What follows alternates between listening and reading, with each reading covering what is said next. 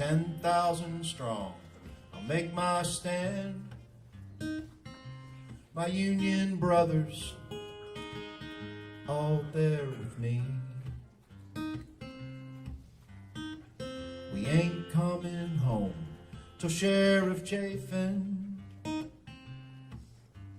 is hanging from a sour apple tree. I am a Union miner, and I'll work all night and day. The reality is we haven't really talked about what happened here in Lilly, and I think that it deserves a few minutes.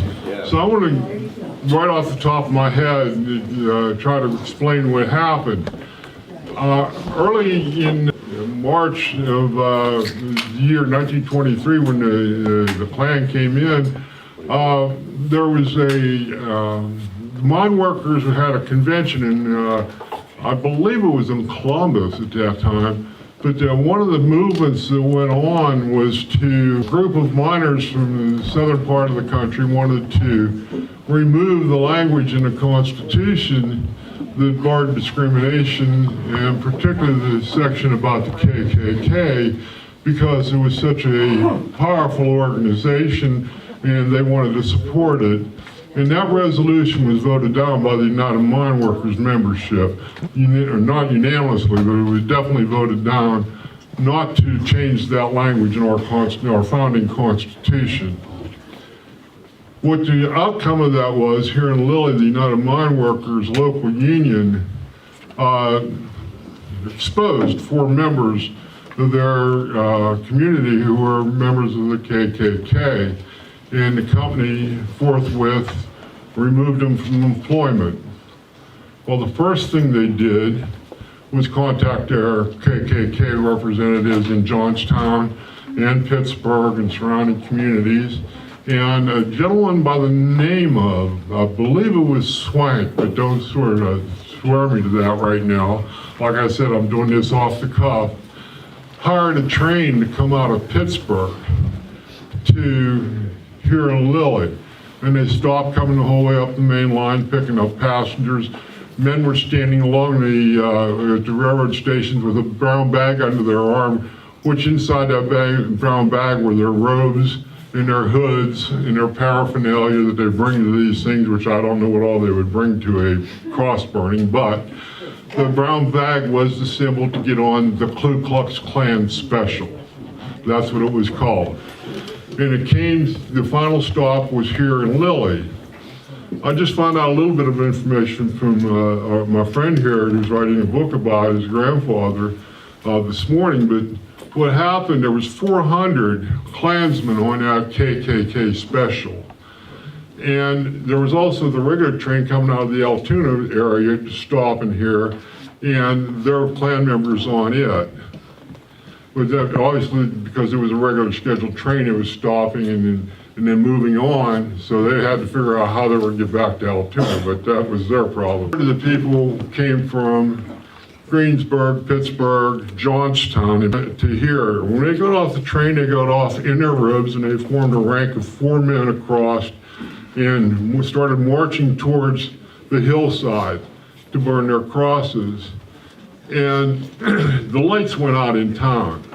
The thing that was happening in town at the time, there was a group of ball players, basketball players, who were going to have a tournament here in Lilly, and all of a sudden the lights went out in the town. Everybody up until this time, until I was told today, we thought that the lights were put out by the Klan, but it was just the opposite. It was the lights were turned off by the citizens because they wanted to confuse the Klan and get them scattered.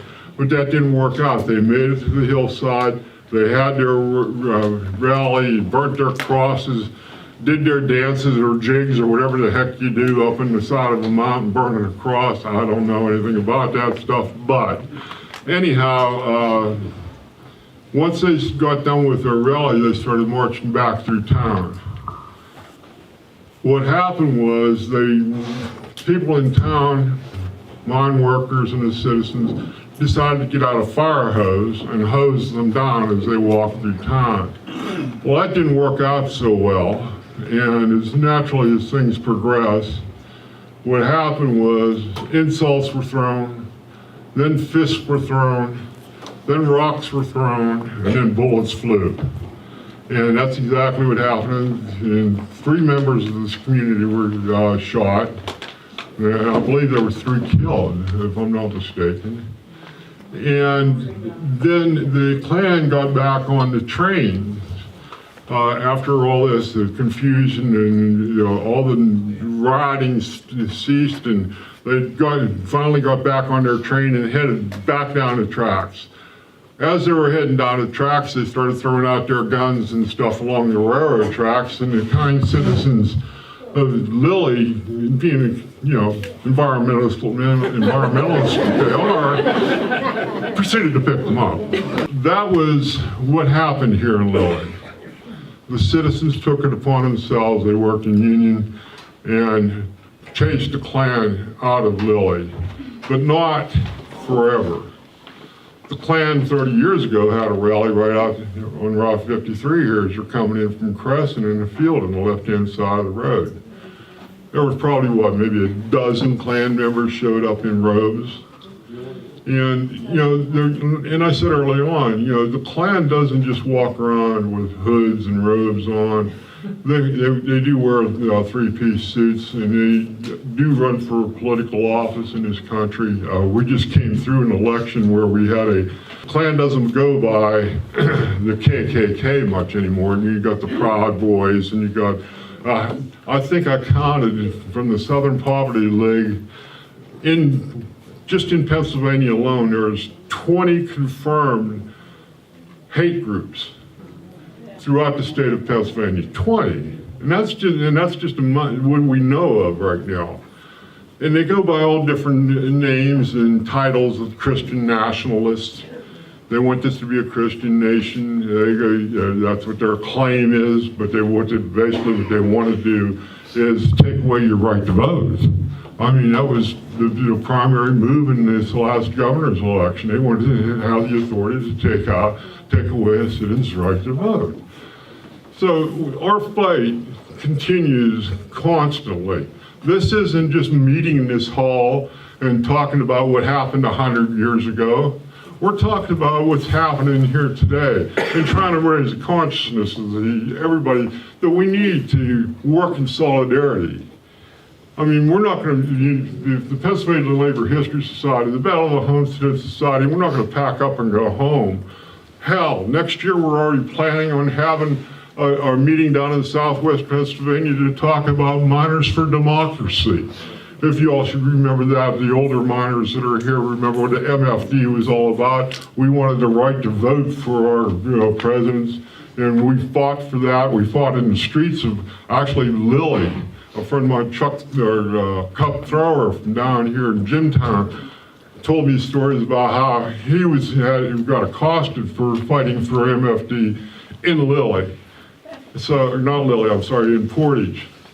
But anyhow, that's the issue we have to deal with. And the one person I really want to bring up here is I've talked to this young lady on the phone any number of times during this process of setting this program up, who's the president of the Lilly Washington Historical Society. And during those conversations, she started telling me stories about her family and how the Klan, her stories of the Klan and what happened to her family here in this town. So would you please come forward and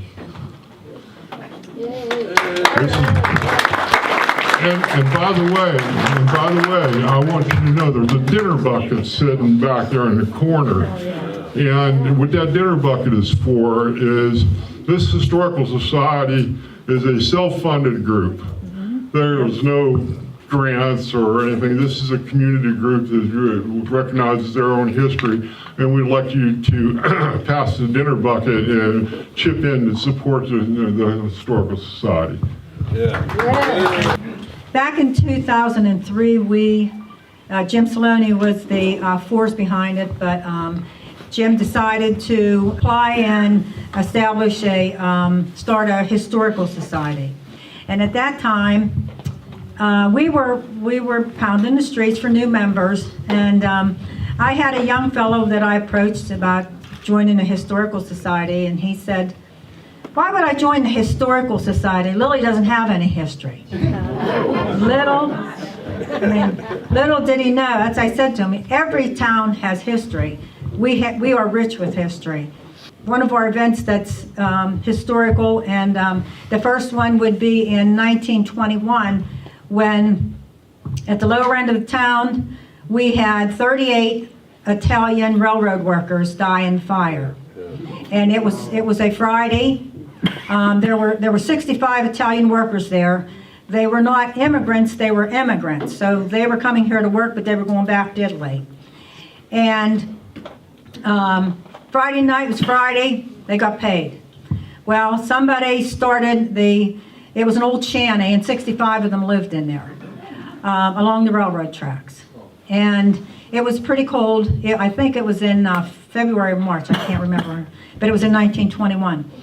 And somebody put straw that they had in their mattresses too close to the fire. Well, the place started on fire. And a lot of the members got out, but they forgot their paychecks.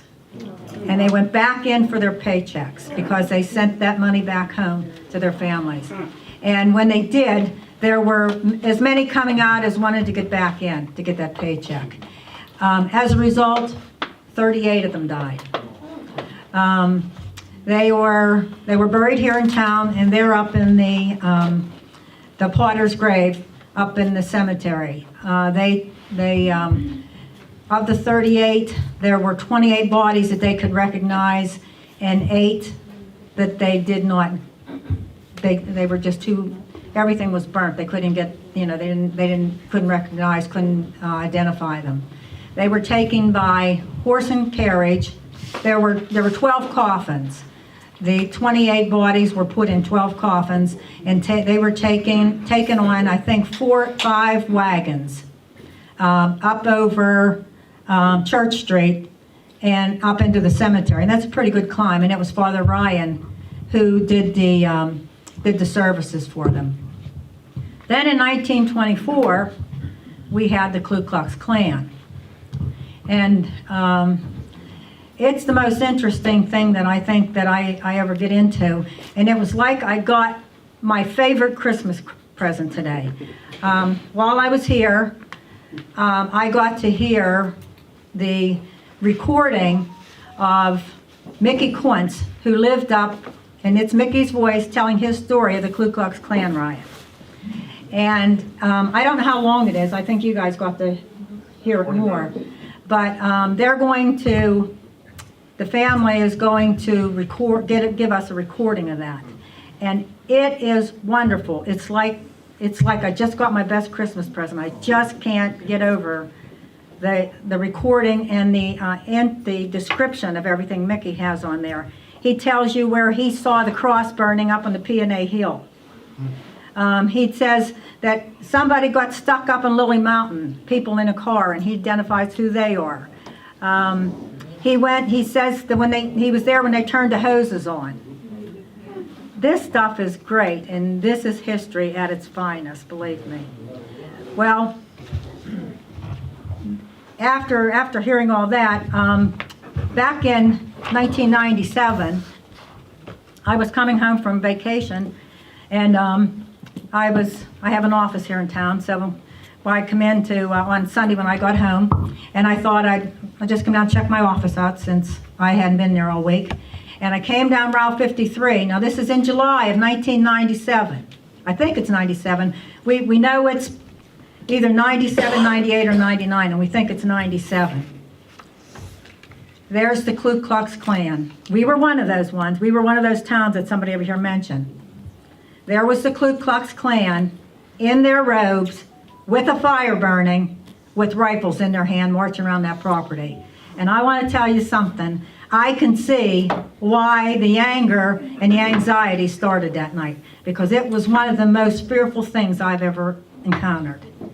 Now, Bill Clore, who was fire chief, I talked to him the other day trying to get some dates, and he said yes, they did burn the cross there. I could see the fire when I went past.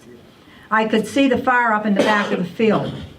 And they weren't in the back part of the property. They were right on Route 53 marching with their rifles marching around there. So they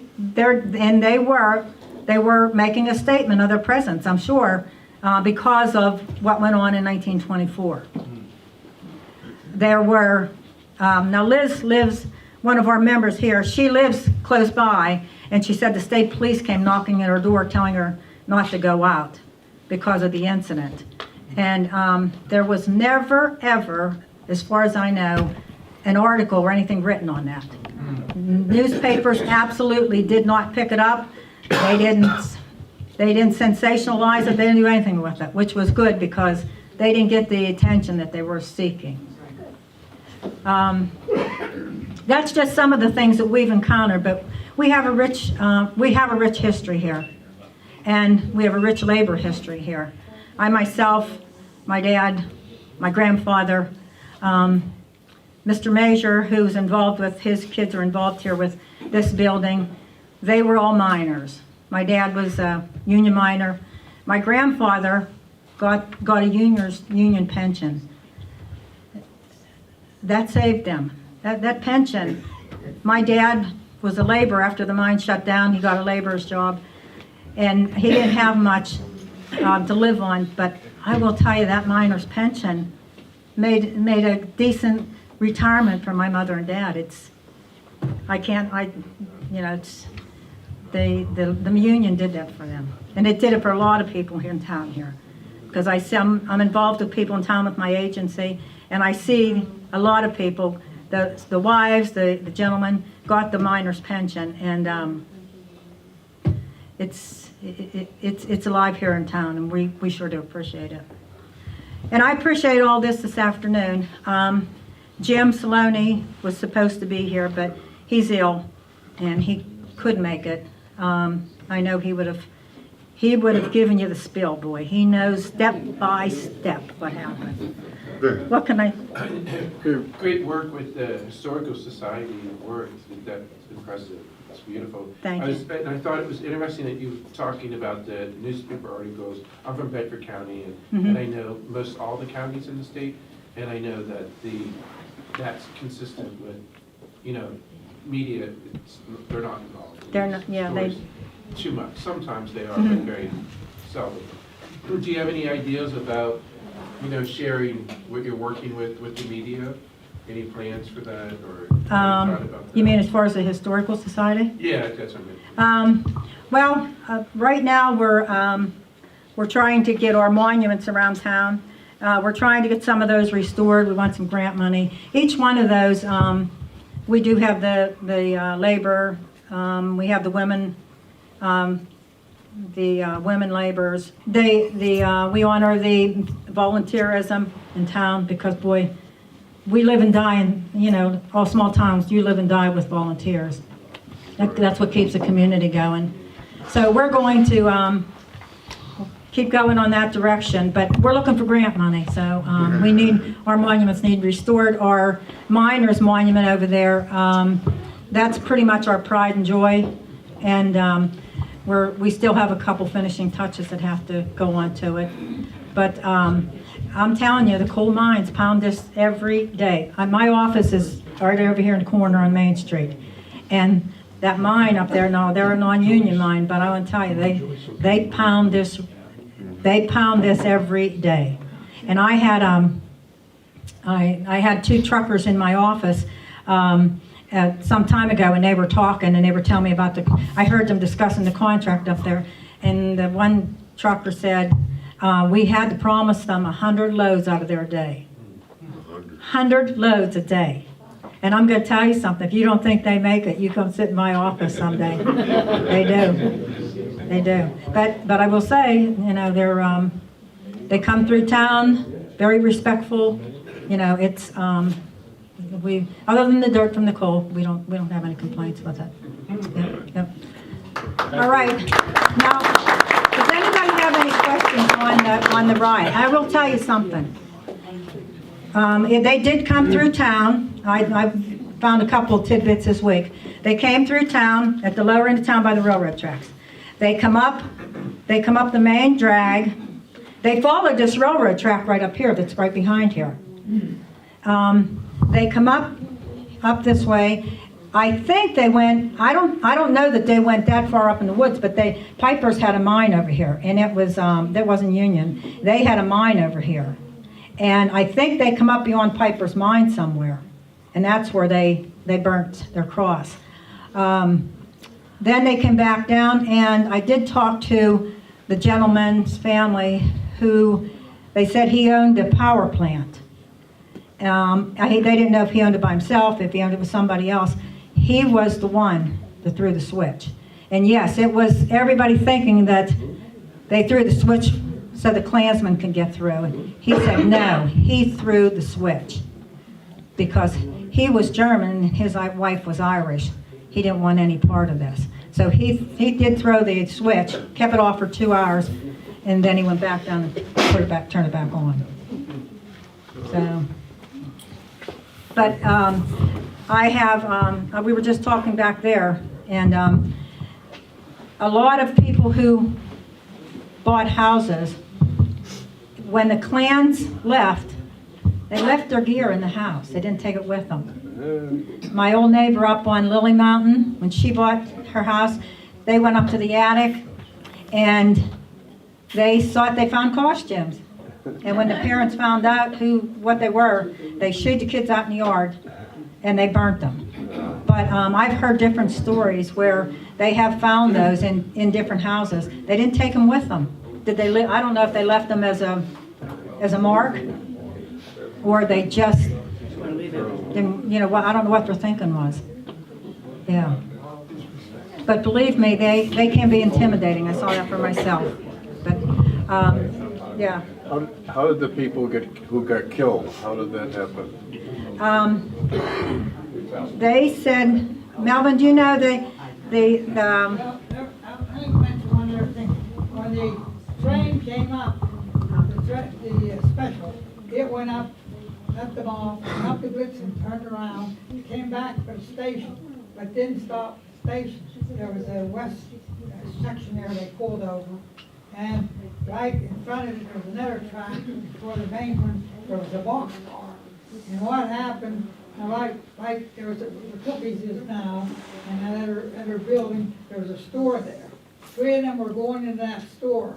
Now, because the boxcar was there, the ones that were shooting from the train were shooting up in the air, and a couple got hit in the back when they were trying to go in that door. There was 3 of them, critically, but they had to go to the hospital. That's how they, that's to say, it's ironic now that the new restaurant where Cookies is called the Boxcar. That's sort of ironic. well, the building down on the corner, Schulman's jewelry building, where this all happened, the bullet holes are still in the windows down there. Yeah, the bullet holes are still in the windows. He has it boarded up, but there's bullet holes in his front windows. And but they said there were bullet holes in the shoe boxes he had there, in boxes he had there. There were bullet holes everywhere. So, yeah, the shots were flying. Shots were fired. Yeah. Okay, thank you.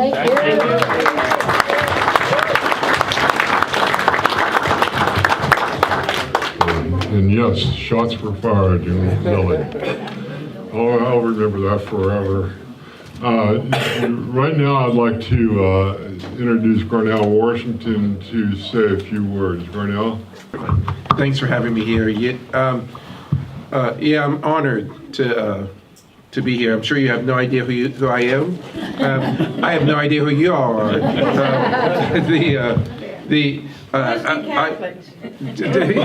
Oh yeah, you're just Catholics. Those Catholics.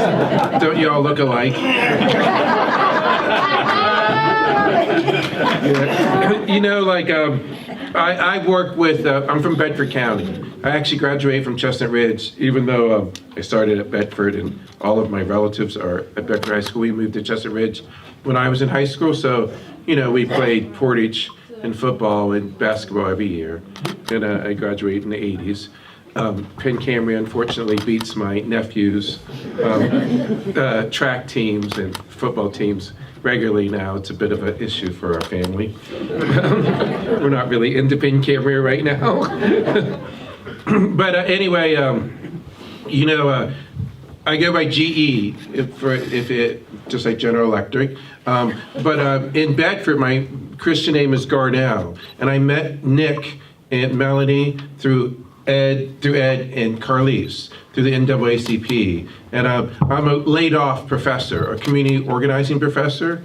And I have different, I do outreach all over the country as GE around diversity and discrimination. That's my work, and in farming, how to get people together to talk about things that they don't normally talk about, and it's a long story of my biography, how I met Carlise and Ed. It started with the shooting in Shellsburg, August 2020, of some Black Lives Marchers. A friend of mine from school shot them. The guy didn't die, but anyway, it was a black-white thing. That's how I ended up here. It was through their invite.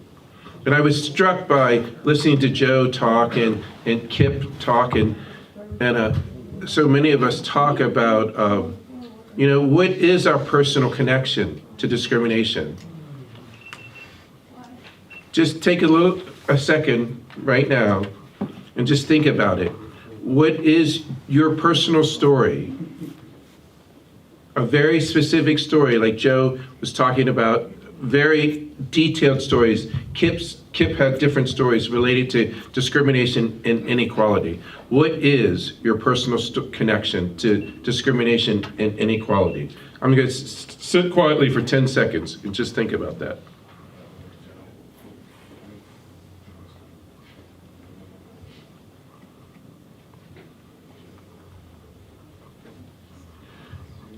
Without that story, all of this is academic. Without that personal connection, would the awesome history talk about the women's suffrage movement, that means nothing to you. Nothing. She was a great speaker. She might have some great pictures that didn't show up on the screen, but without a personal tie, it means nothing to you. You can be nice people. I'm sure you are. Most Catholics are. Some of my best friends are Catholic. But this stuff that you're talking about today, it's so moving. It's not about nice people, bad people. It's just not. I know you think that. I know you want it to be that way. Oh, why didn't, you talked about the ministers. Yes. It's not about the minister, he should do this, he shouldn't do that. Martin Luther King's speech from Birmingham, I'm forgetting the year right now, I think it's 1964.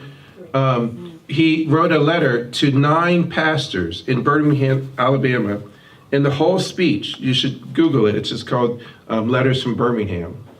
The whole letter that he wrote to these pastors was about the fact that separating people out by their personalities was a sin. Imagine, you're a pastor, and another pastor's damning you to hell. It moved them not at all.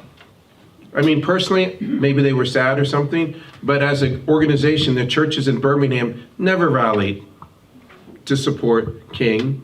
Never. Ever. Ever. Never. So I think you should take a moment to thank Nick and to thank yourselves. I think the reason that they didn't rally to support King is because something that you're doing today is something that they weren't able to do in 1964. And today, most groups aren't still able to do it. They weren't able to sit down and say, we're going to talk about women's suffrage and talk about discrimination and inequality. We're going to talk about women's suffrage and talk about racism, discrimination. And we're going to talk about the United Mine Workers as an organization, as a group of leaders leading our community that's going to lead us out of racism, discrimination, and inequality. That's what you're doing here today, right?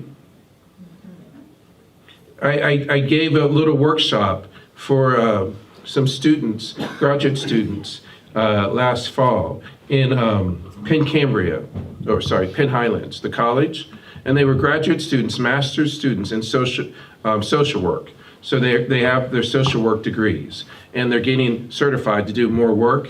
And I think this class is on trauma. And trauma, for anyone that doesn't know, it's like what happens to the veterans when they're in war and you kill a man. And they say, like, you know, you don't know what it's like to kill a man. I can't talk about it. And then they start crying. That's trauma. You know, so these people were talking about trauma in their communities and if racism would lead to trauma. Obviously, the stories that the Historical Society, person I've lost, she's back there, that was traumatic for those people on the video, right? That's trauma, to see like violence and to see, you know, to be afraid for your life. That's you know, there's different levels of trauma. Obviously, if you kill somebody, it's a different degree of trauma than if you see a cross burning on the street corner like she saw, but that's still an experience of trauma, right? So we were doing this talk about trauma, and the students, they just, these are adults, these are people between 20 and 40 years old, and there's 15 of them. They just were kind of like into it, some of them were, but most of them were kind of bored, and it meant nothing to them. I talked, and I'm a great speaker, as you can hear. So I was really giving it my all, you know. I was trying to connect with them. I've learned not to do what I did in graduate school, which is stand up on tables and yell at them. I tried that a couple times as a graduate student to my students, and that didn't work. So I was trying, like, I can't stand up on these tables and just start yelling down at them. I didn't know what else to do, and they took a break, just like Nick had you take a break, eat something, and I actually prayed. I was like, oh Lord, what am I going to do? Because I felt like we weren't connecting, and I really liked the project that these people were doing. And I asked them to do exactly what we just did. I said, can you make a personal connection to a story of trauma? And then one of the guys, he raised his hand, he's like, well, you know, I don't have any racism stories. I'm from Portage. And little did he know, I already know Portage. So I said, well, it doesn't have to be about racism. I just said trauma. Just think on trauma. So they had their 10 seconds of silence, just like y'all just did, you know. And he was that same guy. I watched him. It was on Zoom, because most of my work I do is on Zoom. It's cheaper that way. I watched him on Zoom, and he was like going through, like Joe, I could tell he was having some kind of personal connection to what we were doing, you know? So I said, okay, 10 seconds are up. What are your personal connections? What are your personal stories? He didn't say anything, right? The other one said something, and I said, I forget his name. I said, like, Sam, you know, what's yours? Oh, you know, I don't have one. Remember I told you there's no racism in Portage. And I was like, wow, you know, that wasn't the assignment, remember? Anyway, I said, well, what bad things have happened in Portage? I talked to him about, when I go through Portage, it feels heavy. I said, and I told him, you know, as a child, I've been through Portage hundreds and hundreds of times. It feels like there are stories of something that's heavy. Oh my gosh, as soon as I said it, he said, well, you really want to know what I'm thinking? I said, yes. He said, well, my Italian grandparents, you know, they both, on both sides, were in the mines. They didn't make enough money to really support us. And on top of it, my great-grandfather was killed in a mine accident. I said, yeah, there it is. And he said, my family, we have stories all the time about how unfair that was, and how we didn't get, what do we have to show for it? And then we have Black Lives Matters, and they said, like, those people, we suffered, why doesn't Black Lives Matter? They need to, you know, suck it up like we did. Now we're able to talk now, right? I told you in the first place, trauma is trauma. There's different degrees of discrimination, But if I don't like you because of the group you belong to, that's called discrimination. And then if I act against you because of that group, it's discrimination. So there it is. I just wanted to say I really enjoyed being with y'all today, and I hope you can keep getting together and sitting down to talk directly about the actual thing you're talking about. Don't put, like my aunt says, whipped cream on the menorah pile. Talk about, use the words that you're saying. Don't use academic words. Don't use, take time to hear each other's stories. Don't use like generalizations and like saying, oh, this something is like something. If you say something is like something, you're not really getting at it. The Ku Klux Klan, that's a marketing. Every organization has to have members belong to it. They wear white sheets as a marketing strategy. It's so that like your husband can go to the rally and then come home.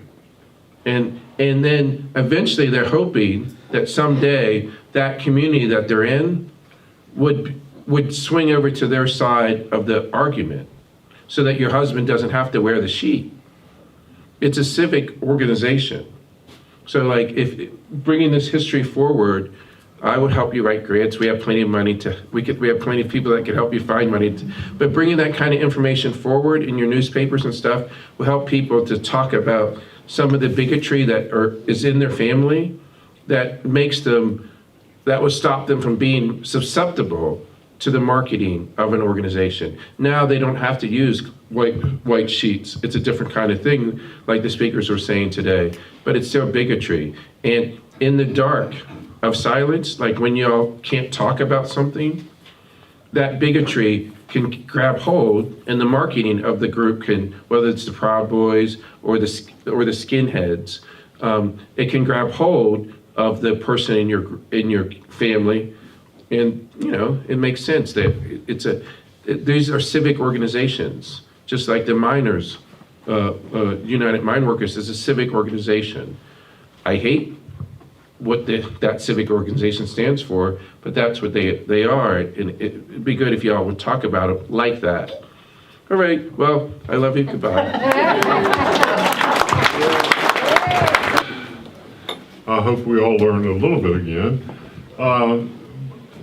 I guess where we're at in the program right now is we're going to present an award to a citizen of Lilly who everybody wonders how. And the gentleman asked me earlier. He said, "How did my name get picked?"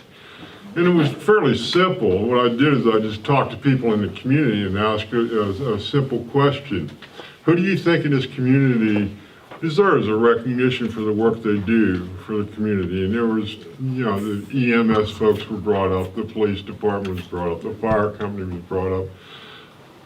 But through all those conversations I had, the one name that kept popping up was this gentleman here, who happened to be introduced a speaker here today.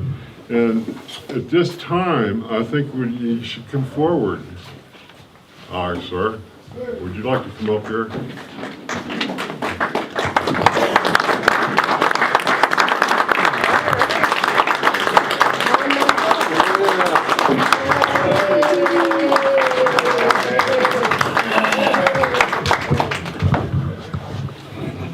I met Tom, I'm not even going to mention how many years ago. It's been a while. Yeah, it's been a long time.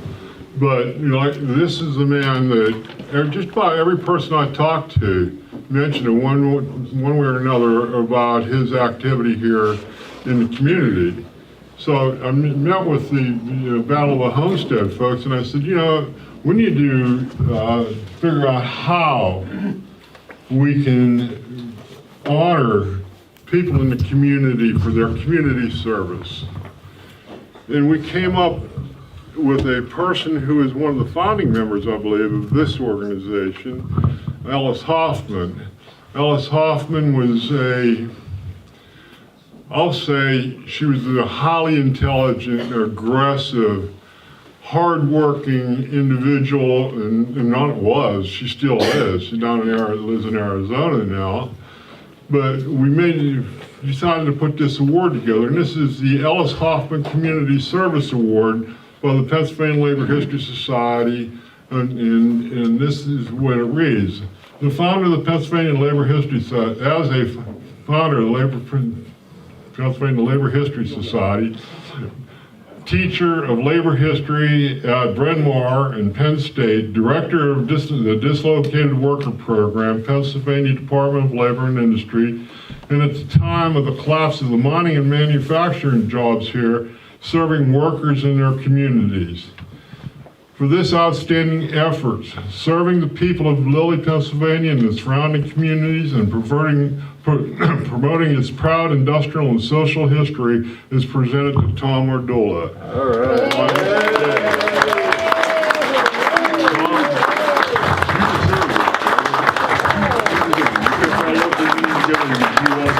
He does all the work, he maintains all these monuments out here that he proudly took around and showed you all today. And he does all the work to maintain them. Not all the work, I'm sure he shelled some of that out. But. And Alice is still living at age 93 and vibrant. Yes. I'm gonna make it. There you go. And this is also for you. And we want it's a book of William Silvis was the founder of the Iron Molders Union. And he's also the founder of the National Union, where he wanted to organize all workers under one banner. And he's actually from Pennsylvania. Nantiglow or? Okay, Nantiglow. Very good, thank you. You're welcome. You're certainly welcome. You want to say a few words? I'll hold that for you. Oh, I think I can get it. Okay. Can you handle that? I think so. You don't want to touch it no more. It's his. I just want to say thanks for this. I didn't expect it. You know, whatever I do, I don't do it for any kind of recognition. I just do it to help out. And it's been since I retired, it's much easier to do that. Before that, it was a pretty good effort. And my wife puts up with me pretty regular for that. And I have 3 kids, 2 of them are around often enough to give me a hand too. So there's a lot of activism goes on in the community around here. So we get a pretty fair amount of help with everything. Thank you very much. Nobody has anything else to say, so Melanie is passing around the dinner bucket, and the first person to try to run for the door without contributing to the Lilly Washington Historical Society will have to talk to that doorman back there. He's a black belt in karate and judo and jiu-jitsu. I'm going to say this again. Racism doesn't walk around in a cape and hoods. Racism walks around in many colors, shapes, and forms. It's something for us to fight against every day of our lives. And one round of solidarity forever, just a chorus by all of us. Please stand up and thank Nick Molnar and Melanie Arcangelo and Charlie McAllister for putting this together. Let's hold hands and sing one round of solidarity forever. All right.